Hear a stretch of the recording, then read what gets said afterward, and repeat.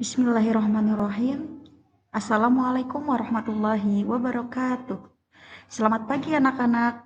Semoga sehat selalu dan semoga kita selalu dalam lindungan Allah Subhanahu wa taala. Pagi hari ini kita akan mari belajar surat Al-Maun fase C kelas 5 semester 1 bab 1. Baik, sebelum kita memulai pembelajaran pada pagi hari ini, marilah kita membaca doa sebelum belajar terlebih dahulu. Bismillahirrahmanirrahim. Raditu billahi rabba wa bil islami dina wa bi Muhammadin nabiyyan wa rasula. Rabbi zidni ilma warzuqni fahma. Amin. Adapun tujuan pembelajaran pada surat Al-Maun, yang pertama adalah membaca surat Al-Maun, yang kedua mengartikan surat Al-Maun, yang ketiga adalah menulis surat Al-Maun, dan yang keempat memahami kandungan pokok dalam surat Al-Maun. Baik, kita lanjutkan dengan membaca surat Al-Maun. Yuk bersama-sama membaca surat Al-Maun dimulai dari ta'awud. A'udzu billahi minasyaitonir rajim. Bismillahirrahmanirrahim. Ara'aital ladzi yukadzibu biddin. Fadzalikal ladzi yad'ul yatim. Wala yahuddu ala ta'amil miskin. Fawailul lil musallin. Alladzina hum an salatihim sahun. Alladzina hum yura'un. Wa yamna'unal ma'un. Shadaqallahul azim. Terjemah surat Al-Maun. Yuk kita bersama-sama menerjemahkan surat Al-Maun. Ayat pertama. Tahukah kamu orang yang mendustakan agama? Ayat yang kedua. Maka itulah orang yang menghardik anak yatim. Ayat yang ketiga. Dan tidak mengajak memberi makan orang miskin. Ayat yang keempat. Maka celakalah orang yang sholat.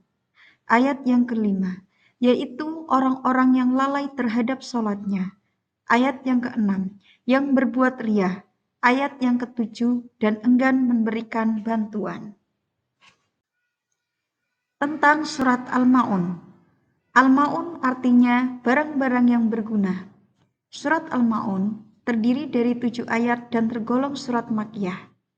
Asbabun nuzul atau sebab turunnya surat Al-Maun adalah bahwa ada seorang yang identitasnya diperselisihkan oleh para perawi, yaitu Abu Sufyan, Abu Jahal, Al-As ibnu Walid, atau orang lain yang setiap minggu menyembelih seekor unta. Suatu ketika ada anak yatim yang datang meminta sedikit daging yang disembelih, namun mereka menghardik dan mengusir anak yatim tersebut. Kandungan yang terdapat dalam surat Al-Maun. Yang pertama, kita diperintahkan untuk menyayangi dan tidak menyakiti anak yatim. Yang kedua, kita harus peduli dan membantu fakir miskin. Yang ketiga, ria dan enggan menolong adalah perbuatan tercela. Dan yang terakhir, sholat harus dilakukan dengan ikhlas dan sungguh-sungguh. Yuk mengenal hukum bacaan mim sukun dalam surat Al-Maun. Yang pertama ada ikhfa syafawi, yang kedua idhar syafawi, dan yang ketiga idgham mutamatsilain. Ikhfa syafawi. Ikhfa artinya samar, sedangkan syafawi artinya bibir. Disebut ikhfa syafawi apabila ada huruf mim sukun berhadapan dengan huruf ba. Cara membaca ikhfa syafawi. Cara membaca ikhfa syafawi yaitu dengan suara yang samar antara mim dan ba pada bibir. Kemudian ditahan kira-kira 2 harokat atau ketukan, seraya mengeluarkan suara ikhfa dari pangkal hidung. Idgham mutamatsilain. Idgham mutamasil lain disebut juga idgham misli.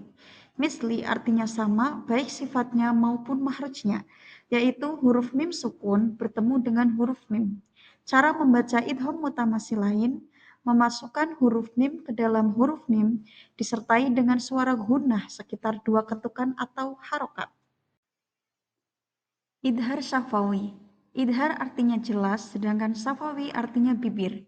Disebut idhar syafawi apabila mim sukun bertemu dengan salah satu huruf hijaiyah selain huruf mim dan ba.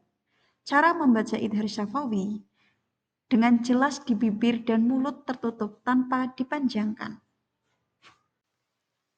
Kesimpulannya, ibadah harus dilakukan dengan ikhlas dan sungguh-sungguh.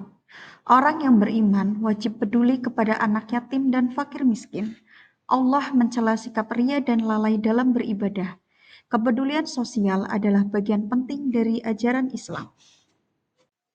Sekian dan terima kasih. Wassalamualaikum warahmatullahi wabarakatuh.